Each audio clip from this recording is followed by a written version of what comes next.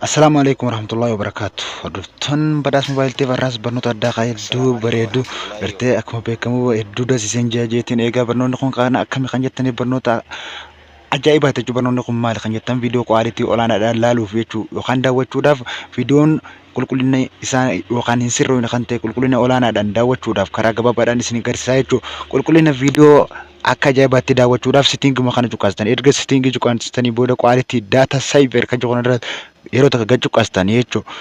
Mallattoon sittingii kan irra jirtu irra yeroo cuqqaastan advaansej kan jedhu kan xarafa jalaa yeroo dhohitan achiin booda kan 1080 kan irratti kwaalitii olaanaadhaan ilaaluu dandeessanii 720p kan irratti illee kwaalitii olaanaadhaan ilaaluu dandeessanii isiniin jedhe. Kanaaf ammaan tana 1080 irraan ka'ee kwaalitiin viidiyoo kanaa olaanaadha jechuu yeroo daawwadhu.